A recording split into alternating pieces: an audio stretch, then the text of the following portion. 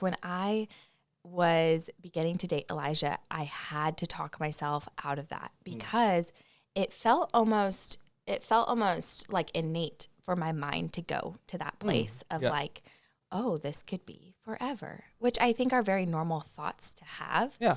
And it's not bad or anything, but I had to take that pressure off. And I think for myself, that looked like, okay, God, I need to invite you into this space because it feels really vulnerable to share my heart with somebody and then not know. And so I had to kind of come to this place where I knew that sharing my heart with somebody was not, I'm committing my life to you. It was kind of like an internal talk for me.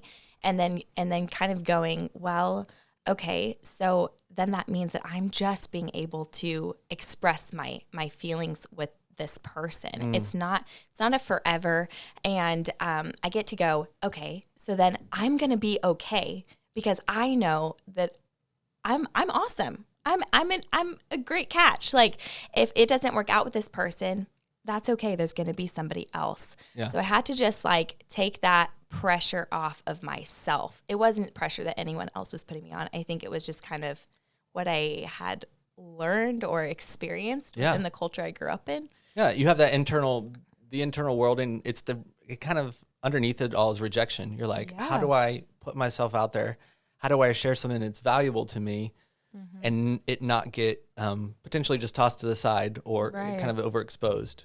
Right, totally. I think one thing kind of in there as I was listening to you talk is also like setting goals. Like, what's your goal for the relationship? Yeah. Because if you have a goal that's at level 8, you're going to walk in with like level 8 energy and expectations. Oh, yeah. We're going, hey, maybe on the first date, you enjoy expressing yourself. Yeah. Your goal is to like, hey, I want to express myself with the opposite sex. I want to see if I have fun with the other person, if they're a good conversationalist. Yeah. And kind of setting some expectations that are first date appropriate. Totally. You have to go back to like, okay, like who is this person? Do I even enjoy them? Can they carry on a conversation? Yeah.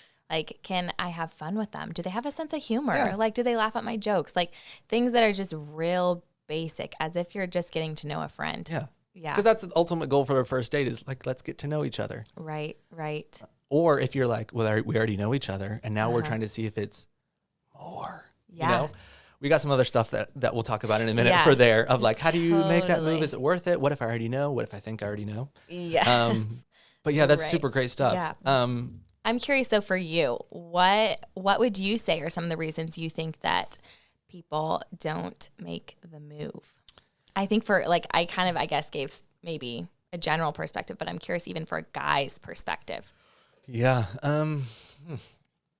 I think there's a series of things. I think rejection's a big thing, the fear of rejection. I think ignorance is one. I don't say ignorance like you're stupid or like, how dare you? But it's just like literally, no one's ever taught me how to do this. Like I'm trying to figure it out. That is such a good point. I was talking to one of my friends the other day about how our dads were invested, present, and aware, but they never crossed the line, never crossed their mind to mention like, this is how you would ask a girl out. Right. This is how you date. Yeah. And you're just like, oh, you just kind of figure it out. And so I think sometimes you walking in, for guys, we want to feel that we're capable and that we're qualified and stuff. Yes. And so we walk in and going, oh, this hits a core concern or need of mine to know that I have what it takes. But right now I don't even have a grid to know if it went like, the only measuring stick I have is if we get a second date and a third and a fourth and we ultimately get married. Right. So it in the same way I would imagine for girls, you have that pressure of like, I want to feel valuable that they did ask me out, that they did want a second date.